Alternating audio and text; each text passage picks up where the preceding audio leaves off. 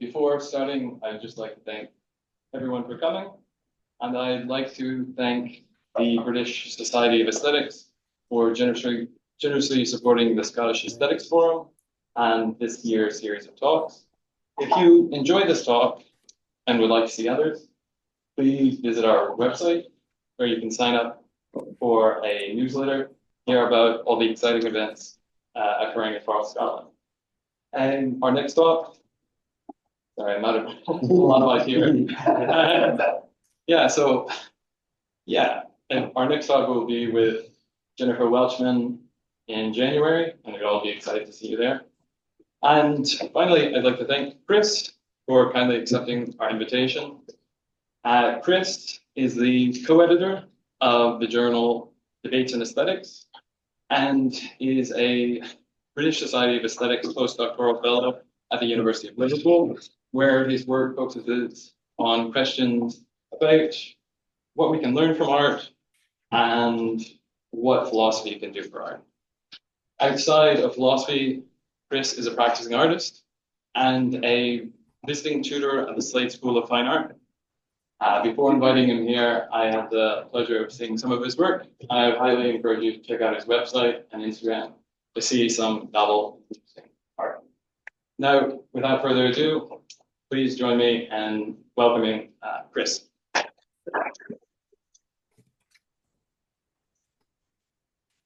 Cool. Okay, let me just set a timer so I don't just go on and on and on. Thank you very much to everyone at the Scottish Aesthetics Forum for inviting me to give this talk today. And thank you for everyone for coming out and everyone who's attending on Zoom. So, what I want to do in this talk is I want to make two interventions into a research project within the philosophy of art known as cognitivism. So, in the philosophy of art, cognitivists try to answer the following two questions. Oh, there we go. So the first is what I'll call the epistemic question. Can artworks improve our cognitive standing, right? Can we learn from art? And if so, how? And what does this amount to epistemically speaking, right? Do we gain knowledge? Do we gain knowledge in propositional form? Is it moral knowledge? Is it experiential knowledge? Is it something more like understanding or wisdom? These are all options that are on the table for cognitivists. But they also try to answer a second question. I think this is what really makes this a research project that has been situated within the philosophy of art. They also try to answer this value question. So if an artwork is cognitively valuable, if we can answer this epistemic question, then how does this bear on its value qua art? Okay, so all kinds of things are cognitively valuable. Scientific research papers, investigative journalism. When we grasp an artwork's cognitive value, are we just grasping what makes it valuable in exactly the same way all these other things are? Or do we also grasp something that makes it distinctly valuable as an artwork? Okay, so cognitivists have made all kinds of progress on answering both of these questions. There are also anti-cognitivists out there who want to try and argue that perhaps we can't learn anything from art, or they maybe want to take the more moderate position of we can learn something from art, but that doesn't play a proper part in art appreciation. In this presentation, I am not going to try and give any novel or interesting answers to either of these two questions. And I'm not even going to try and convince you to become cognitivists or to become anti-cognitivists. Rather, the two interventions that I'm going to make are kind of several steps back. They concern some of the assumptions that cognitivists make when they're having debates about the cognitive value of art. So hopefully what I say here should be of interest if you find yourself tending towards cognitivism or if you find yourself tending towards anti-cognitivism. So the two things I'm going to try and do in this presentation are the following. So first, I want to suggest that realizing art's cognitive value is a highly collaborative enterprise, right? So I think once we get this in hand, this shifts some of the fundamental assumptions that cognitivists make and opens up all kinds of new lines of research for us to follow. Then I want to move on to the next point, and this is where my presentation gets its perhaps somewhat clickbaity title. Epistemic communities in the arts, I think, cultivate a lack of epistemic discipline. So I'll try and explain what I mean by epistemic discipline and why some artistic communities seem to lack this thing. Okay, so the structure is pretty simple. I'm going to do that, and then I'll do that. And then at the end, I'll say some things about how I think cognitivists and anti-cognitivists might want to respond to this. Okay, so this first point, where's this coming from? What's the motivation for taking this up? What assumption am I trying to target here? Well, the assumption is the following. So cognitivists and anti-cognitivists usually assume that art's cognitive value is realized by engaging in what in some other work I've called insight in art. So insight in art is roughly the following position. To grasp art's cognitive value, audiences have to work out what insights are contained within the artwork. So the idea is often kind of elaborated upon the following way. So artists are out there making artworks and they come to some kind of knowledge or understanding or set of improved beliefs about the world.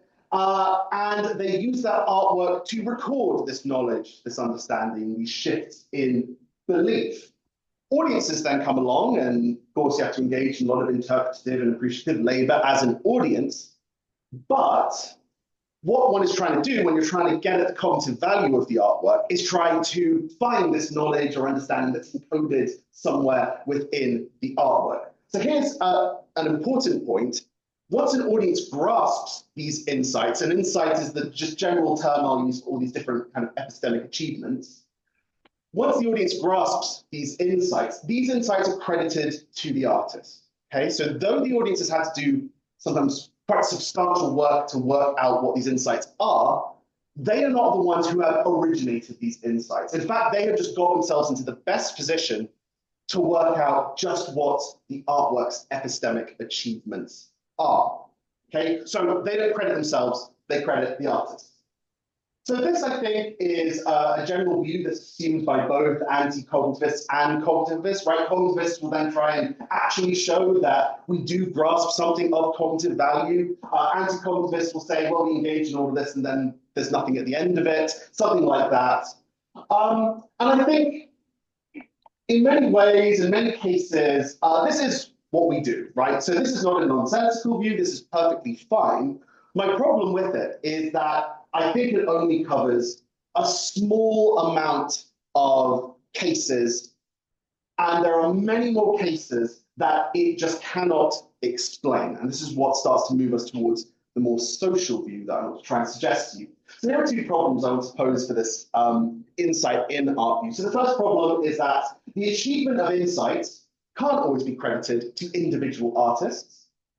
And the second problem is that you can't always discern an artwork's cognitive value by searching for insights in art, right? So the first problem here, I'm trying to target this question of who exactly should get the credit for the insights. And the second problem targets the kind of the mechanisms of insight in art. Okay, so the first problem, the way I'm coming to this is through a lot of literature within the philosophy of art, but also within sociology of art, within art history, that makes the following point. Artists often create their works by collaborating with others. So they work with technicians when they don't know how to make something in a particular way. They might have to work with editors who might give them all kinds of interesting corrections or thoughts on how they can change their artwork. They might work with performers if they're in different performance disciplines, and performers bring their own artistry to an artwork, might make their own contributions. And finally, like in the visual arts, artists work with curators. They have them in to do studio visits with them. Those curators might suggest how a show could be put together, how works could be put together as a body of work, so on and so forth, right? So one observation that's been made by philosophers like Claire Anscombe is that in some cases, these parties that help artists actually make their own creative contributions. They actually fix some of the artistic properties of that artwork, right? So it's not just the artist who can be credited for realizing all these features of the artwork that are of kind of artistic interest and artistic value. Sometimes actually we need to credit these other parties who collaborate with the artist, who do things artistically that an artist on their own might not be able to do.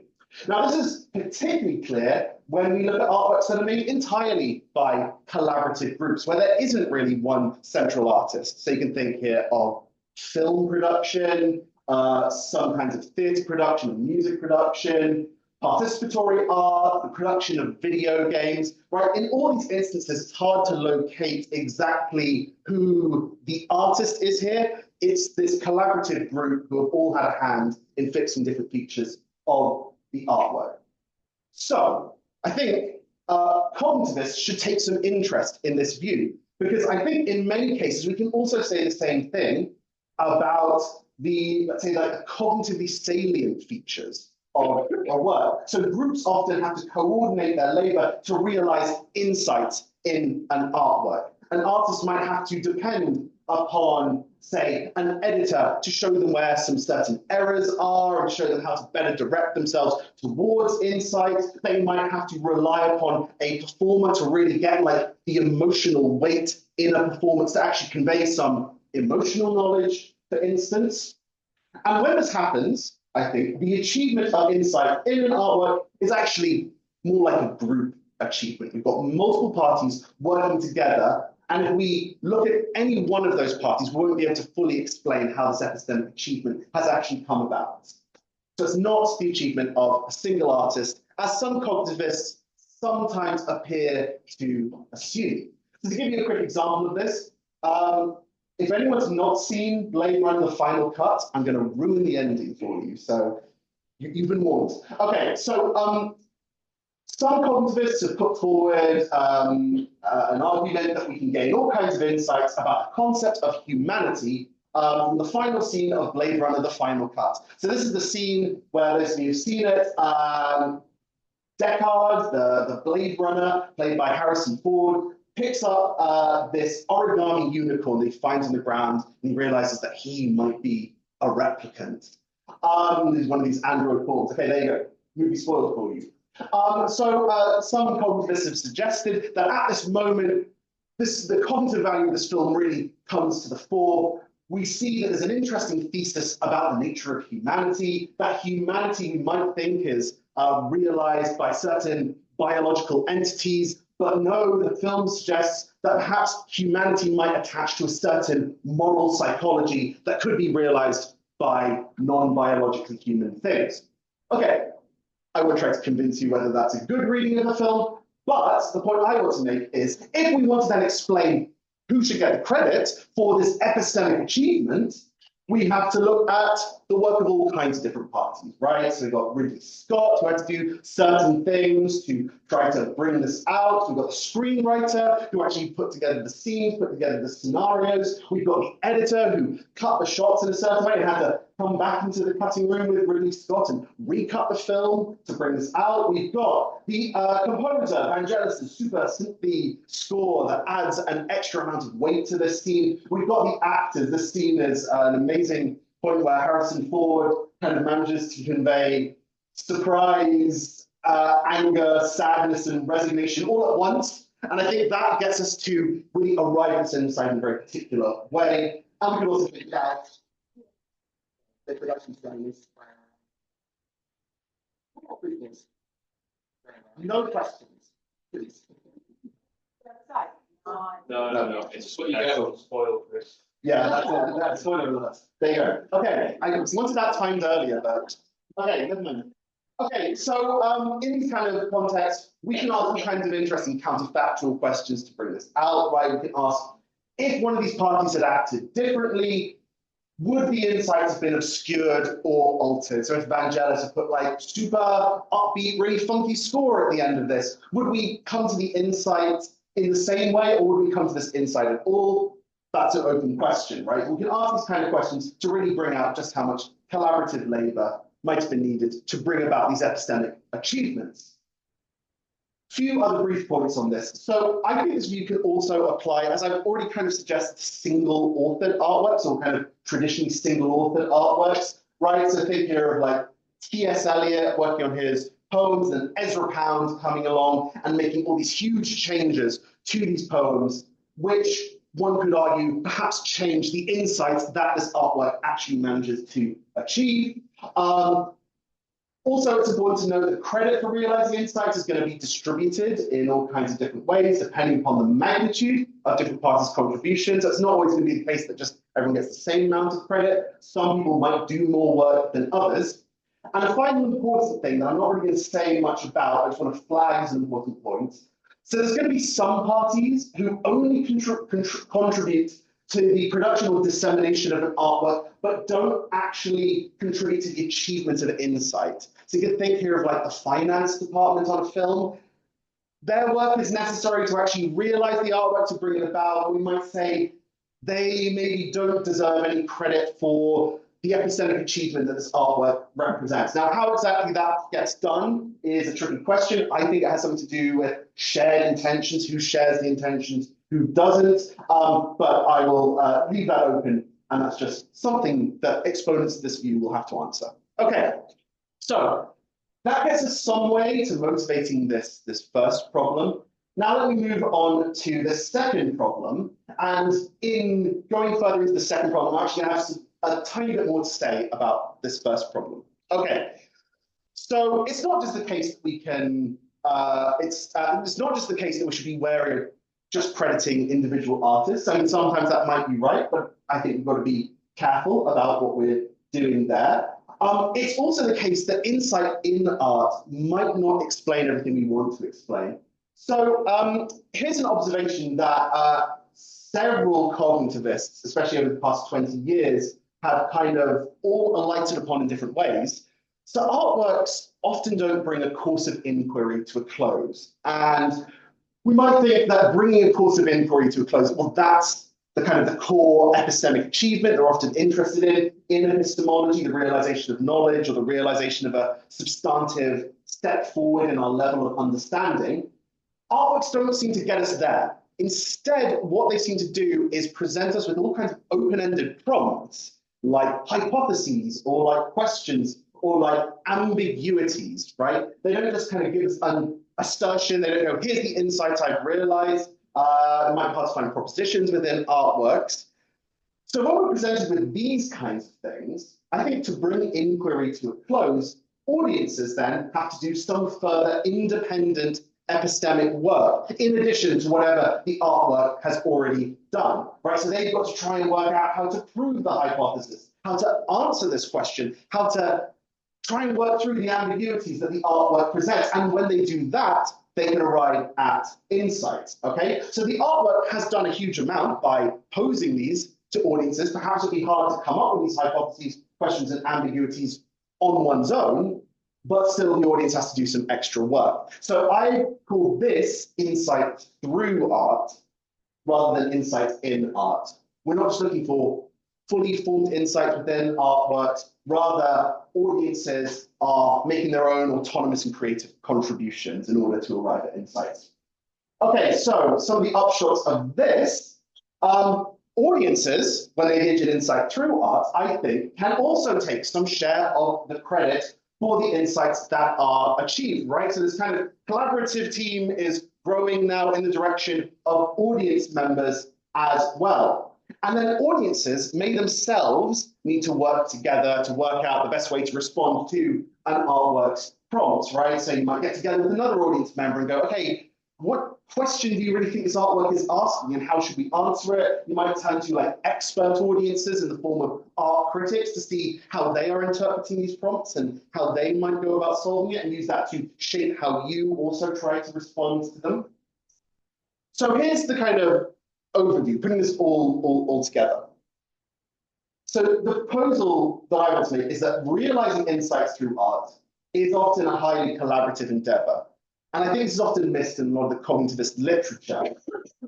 involving both the input of producers and the appreciators of art. So if cognitivists want to fully explain how the cognitive value of much art is realized, or perhaps if they want to actually explain like why we can't realize insight in art, they can't just focus on what artists do, like individual artists, nor can they just focus on insight in art. I think they need to look at the workings of epistemic communities in the arts, right? So what I'm proposing here is just a big broadening of the cognitivist research project. I don't really have problems with insight in art. I think it's fine. It covers some cases, as I've said, but I think there's so much more that we can talk about. We take this kind of view, and I'm calling this social cognitivism. I will point out I'm not the first person to propose this, but I'm the first person to give it this very unimaginative name. So there we go. That's something. Okay. So there we go. That gives you a bit of an overview of how I'm thinking about this first point here. Now I want to move on to this second point, that epistemic communities in the arts cultivate a lack of epistemic discipline. Okay, so before I get into this, I just want to make one caveat here. The phenomenon that I'm now going to try and describe is not like universal across the arts. I'm actually explaining something that's quite localized, so that's why, you know, clickbait title, it's not all the arts, it's some regions of the arts, but I think it's a significant enough and widespread enough phenomenon to warrant some serious attention from philosophers and from cognitivists in particular. But what I have to say here doesn't apply to all art. There's going to be artistic epistemic communities in the arts that maybe do cultivate epistemic discipline. Just don't know where they are. Okay, so I think social cognitivists can make all kinds of use of various tools developed within social epistemology. So social epistemology is well, a long-standing research project which takes as one of its core theses the idea that it's hard to explain how we acquire, hold on to, and perhaps even lose knowledge and understanding if we just look at individual knowers. We need to look at how individual knowers are dependent upon other inquirers, or how they might be affected by the social context, how their institutions are shaped, things like this. And so I want to draw upon one part of this literature to try to motivate this idea that art might lack epistemic discipline.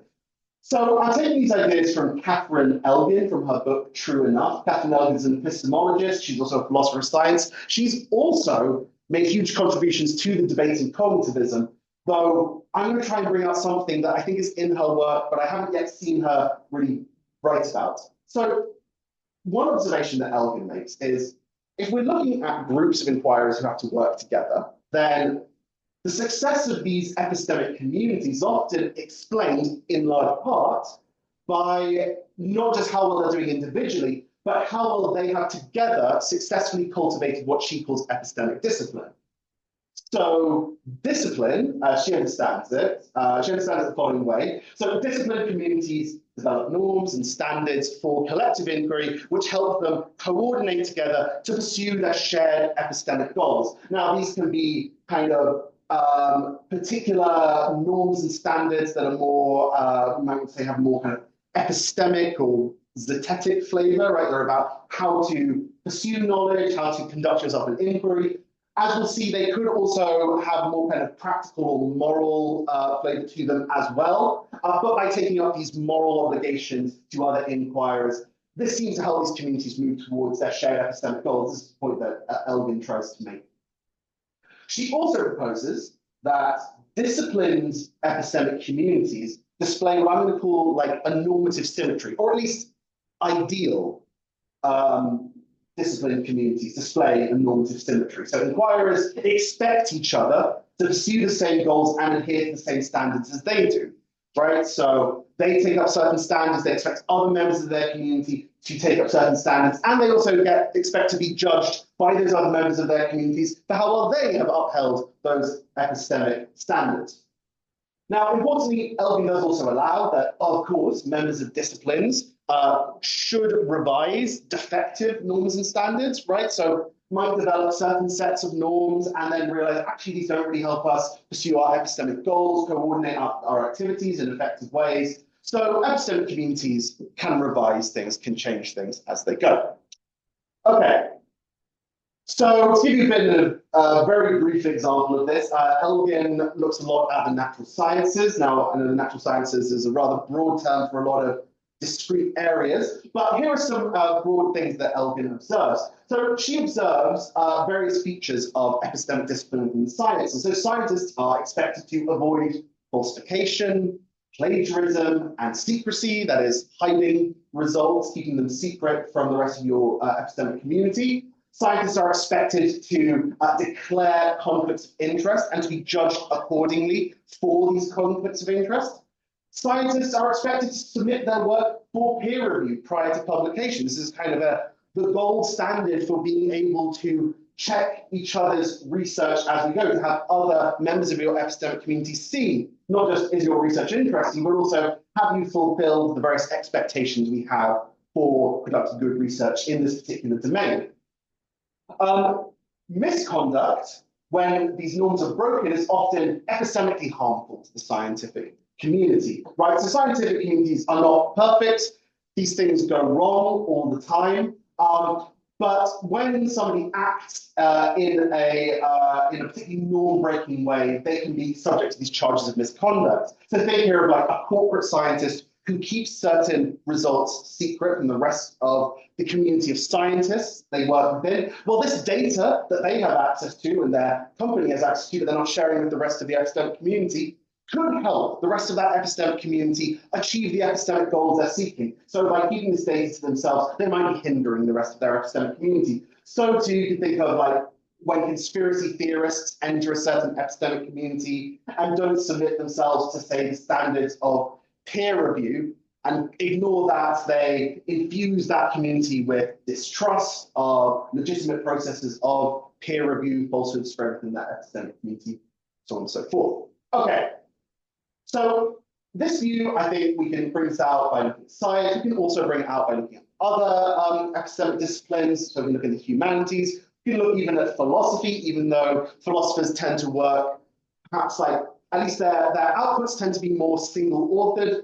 Philosophers come and they give talks and they solicit feedback for their talks and they put acknowledgements at the beginning of their papers.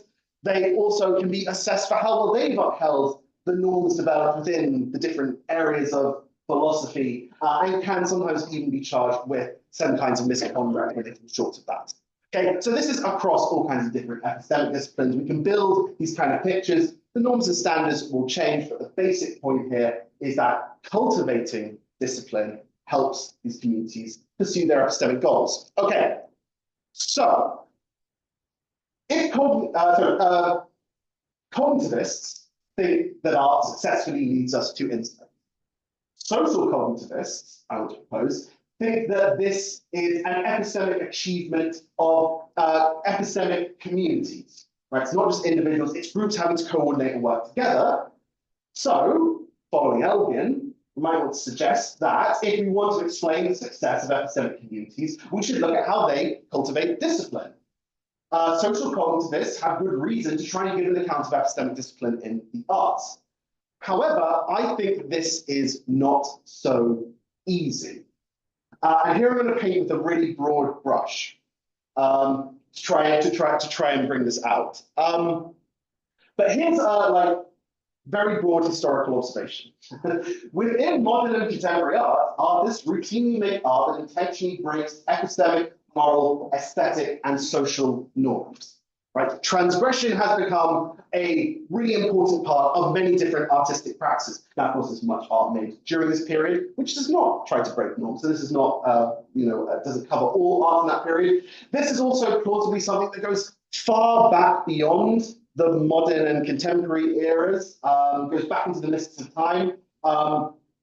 It's for an art historian to try and tell you that story and tell you how we got to the point we're at now.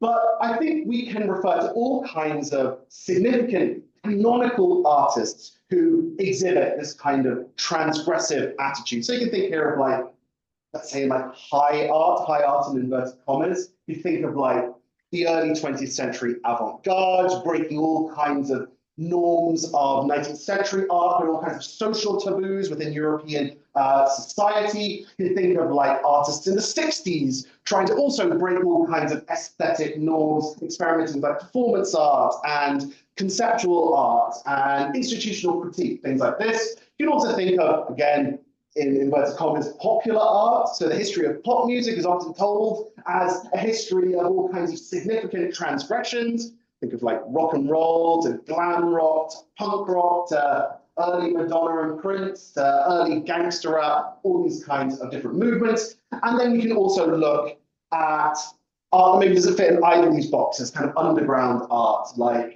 drag performance, alternative comedy, street art, alternative erotic pornographic practices, all these kinds of different art-making practices all exhibit a similarly transgressive attitude, or at least a huge interest in seeing what happens when we break norms, seeing what kind of artistic effect we can get from that.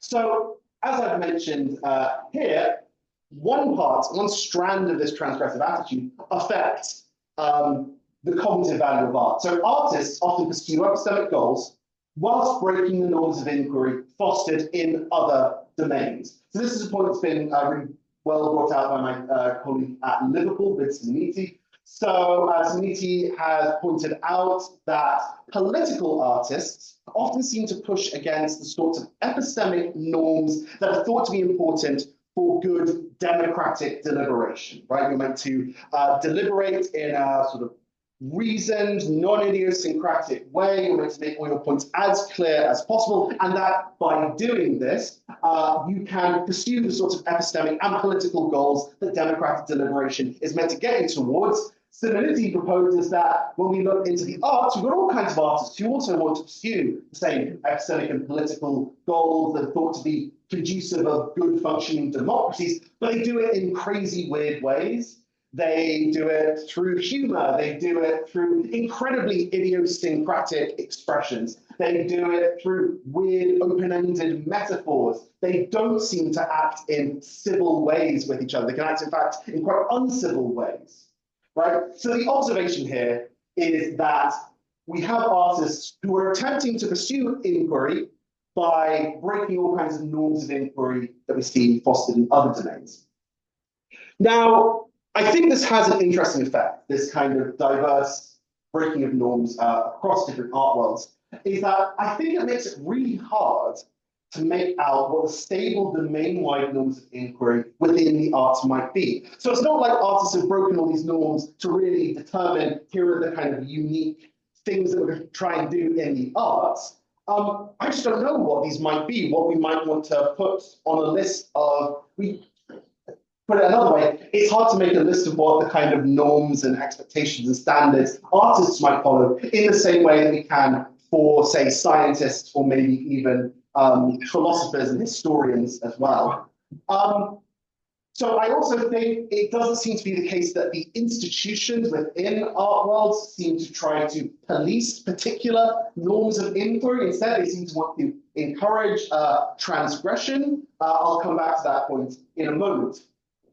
So another important point is, and this is an observation from Team Nguyen, is he's pointed out that within the arts, artists are often also not required to fulfill our expectations, the various social, maybe moral, aesthetic expectations that we bring to art.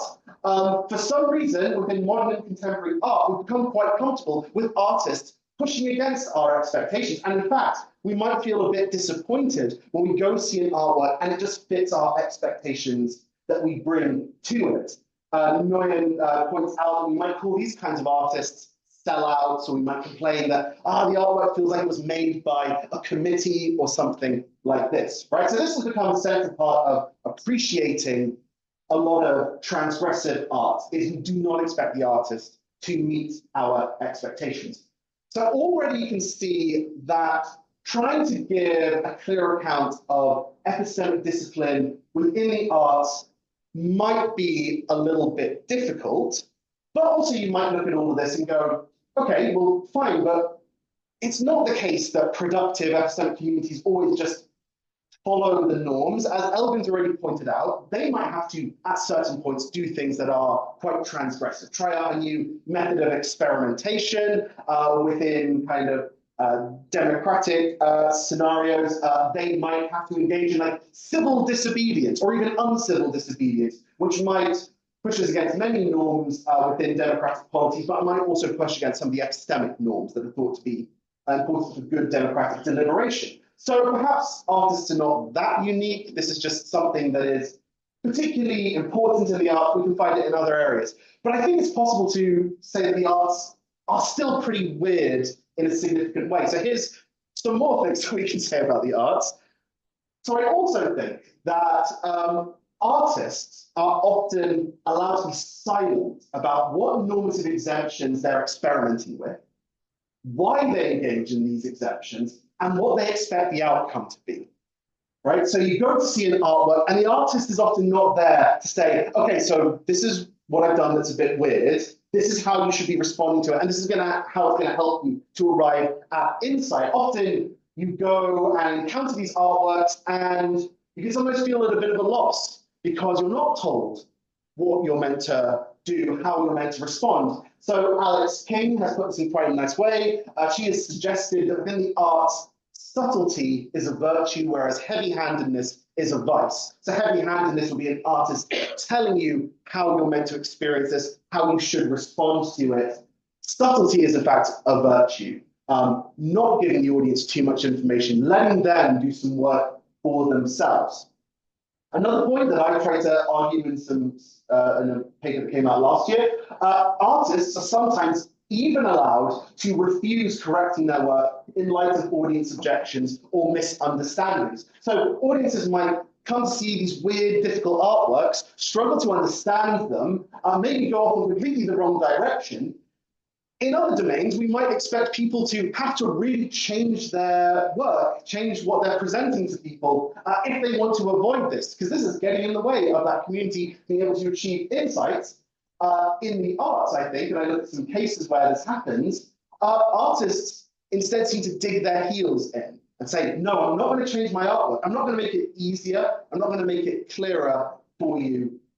And they're going to let the misunderstanding lie.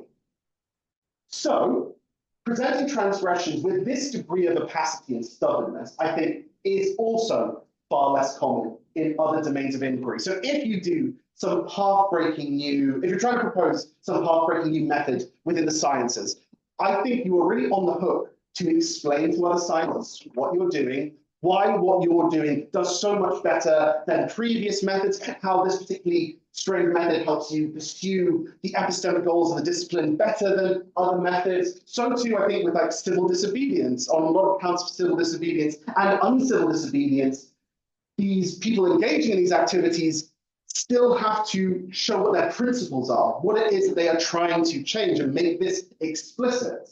That's what might separate, one of the things that might separate civil disobedience from just run-of-the-mill crime in lots of cases. It's principle that has something it's trying to do. Okay, so one more observation before I try and start to wrap this all up. So another important question is, why has this transgressive attitude flourished to such an extent within the arts? I mean, it is pretty impressive when you look at the breadth of transgression within the arts, and also when you consider that transgressive art makes its life very hard for itself, right? It faces censure, it makes artworks that create lots of cognitive dissonance in audiences, disfluencies, they don't know how to respond to it. This art often seems like it's on the verge of disappearing before it's even had a chance. So how is it that this artwork manages to flourish? It manages to get an audience, it manages to get a hearing, it manages to enter into the canon of art. There's all kinds of explanations that can be given, but here's one that I think is plausible. So to flourish, transgressive artists need support, encouragement, and protection from censure, and they get this not just from themselves, but from the communities that form around them and support them in producing their art, in disseminating their art, and in appreciating their art. So to give you a bit of an example here, The Sex Pistols, at the beginning of their career, a hugely transgressive band. They played all the shows. Everyone hated what they were doing. They had like an audience of about 5 fans. But they managed to keep on going through the help of all kinds of various co-producers that worked with them. So you can think here of their manager, a pretty manipulative manager, Malcolm McLaren. You can think here of Vivienne Westwood, who helped provide costumes and helped provide art direction to them. You can think here of radio DJs that took a chance on them, venue managers that took a chance on them, music critics that took a chance on them, right? Now, all these parties had to coordinate with each other in order to help the band do all the kinds of things that artists need to do, put on concerts, get record deals, get an audience, so on and so forth, right? But the point I'm trying to make here is that I don't think we can explain this transgressive attitude that's flourished by just focusing on what individual artists do. Again, I think we need to look at these networks that artists form of collaborators and co-producers. Now, one important final thing, these communities, I think, have a difficult job, these communities that support transgressive art, because they need to try and support these artists without then suppressing the transgressive effect of this art, right? And I think this is one of the things in many of the stories that are told about Sex Pistols that they fell foul of. They kind of sold out, they started to become part of the record industry machine, and that seemed to downplay the transgressions that were so interesting aesthetically and I think also epistemically in their work, right? So this is a difficult job these communities have to perform, both helping but not like destroying transgression. Okay, so now I'm going to crash the first part of the talk into the second half of the talk. So in the first part of the talk, I propose that communities within the arts have to collaborate and coordinate to realize art's cognitive value. In the second part, I suggested that communities within the arts, especially within these art worlds that like to encourage transgressive art, have to collaborate and coordinate to produce art that breaks the norms of inquiry, breaks many other norms, but here we're just focusing on the art worlds that might try to break norms of inquiry. So this is what I think makes art worlds really strange kinds of epistemic communities. They're kind of pulled in 2 directions. So communities within the arts try to collaboratively pursue insight, whilst at the same time collaboratively undermining the development of epistemic discipline, encouraging norm breaking, encouraging strange approaches to inquiry.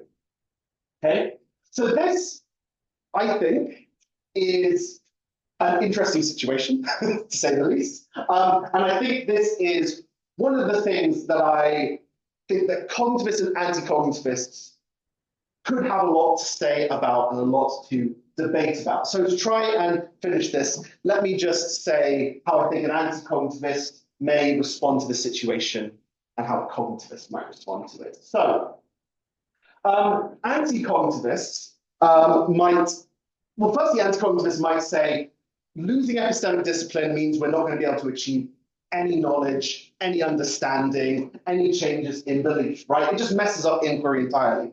Now, I don't think that's quite right. I think there are all kinds of cases where we have transgressive behaviors, but still, by engaging with that artwork, it's difficult, it takes a lot of work, but we can still manage to arrive at all kinds of cognitively valuable ends. So I don't think that approach is going to be successful, but perhaps that's an option for the anti-cognitivist. Rather, I think here's a kind of more moderate line the anti-cognitivists can take. So they can observe that the lack of discipline in the arts makes inquiry within this domain far more risky than it is in more disciplined domains of inquiry. We might be able to achieve insight, but it's a pretty high-risk endeavor within this particular kind of community. So to give you an idea of what I mean here, so producers who work with artists who want to really break norms and push against expectations may just be unsure how to best help the artists. Again, this happened with the Sex Pistols. Record producers didn't quite know how to record the music. Venues didn't quite get why they were spitting on the audiences and would shut them out from different venues. So the network that's needed to help audiences, artists make their work, transmit their work, fix different cognitively salient aspects of it, might fall apart. Audiences, when confronted with this transgressive work, might also be entirely unsure how to productively inquire in response to these strange prompts that they're being given, or they might go wrong in their further inquiry. So I've already suggested this is maybe a bit of a risk that audiences face with these transgressive artworks. They're not going to be given so much help, so much guidance on how to pursue inquiry, so they might also be at greater risk of going on. Then they might be in disciplines where we have more kind of pedagogical guidance, more expectations that you try to respond to people who don't understand what you're trying to get at. So the anti-cognitivists might try this line out: communities within the arts develop suboptimal means to pursue their epistemic ends, right? They are inquiring in kind of bizarre ways that are making inquiry really difficult for themselves, even though they seem to be really interested at trying to realize knowledge and understanding. So if we really want to collaboratively learn about the world, perhaps we should just prefer discipline, safety over weirdness and risk-taking, right? The arts, they can keep on doing what they like, but if you're seriously interested in learning about the world, don't go to the arts. You're just going to get confused. So that might be one route an anti-cognitivist tries to take. How might a cognitivist want to respond? So here are a couple of responses a cognitivist could give. So one response, and I think this is the kind of almost like the boilerplate response to all of this: transgression can be an effective way to critique defective norms and standards, as we've already seen, and can produce innovative approaches to inquiry, right? So we can ask, why is an artist doing all this? Well, perhaps they're trying to get us to see something that's going wrong in another domain of inquiry. And in doing so, they might be able to actually produce an innovative approach to inquiry. It might be strange, it might be untested, it might be a bit unusual, but it might be quite effective, and we should give art a hearing because it might be able to have this innovative quality to it. Another way the cognitivists might go is they might want to suggest that taking on the challenges of transgression might actually help them cultivate all kinds of epistemic virtues, like creativity, open-mindedness, autonomy, right? Not having your hand held, not kind of being given the standard methods and attitudes might actually push you in these directions, and you might be able to cultivate these virtues. Another point that could be made is that, like, it's not completely the Wild West out there. Within the arts, we have developed certain ways to mitigate these risks. So think of, you like go into an art gallery and there's wall texts there that give you some indication of what you might want to pay attention to in an artwork, or what context you might need to bring to it. So that might help you out. Now, this is a tricky thing to do because, as I've already said, you need to be careful that you don't then suppress the transgressive spark that's in these artworks. And often, sometimes those gallery wall texts can just add more confusion than clarity, but perhaps there's ways that other members of artworlds can work out to kind of mitigate some of the risks whilst also retaining the subtlety of that artwork. And then finally, high degrees of risk-taking might be what makes epistemic communities in the arts unique, right? This really risk-tolerant attitude. And so this might give cognitivists a way to bring together this interest in the cognitive value of art with an interest in artistic value, with what makes inquiry distinctly artistic, or might help us understand how something is realizing value in a distinctly artistic way. Now, I am not going to try to suggest which one of these views I think is correct. On both sides, there's a lot of work that needs to be done by the anti-cognitivists or the cognitivists. So, for example, here, you might be like, well, this point about virtues, I mean, that might just need some empirical testing to see whether this is the case, or whether that's just a little bit of wishful thinking about the epistemic goodness of the arts. But I think at least this is an interesting debate for cognitivists to have that I hope that social cognitivism brings into view. There's a really brief summary of what I've done. There's some people I've talked about. It's my email. And I'll leave it there. Thank you very much.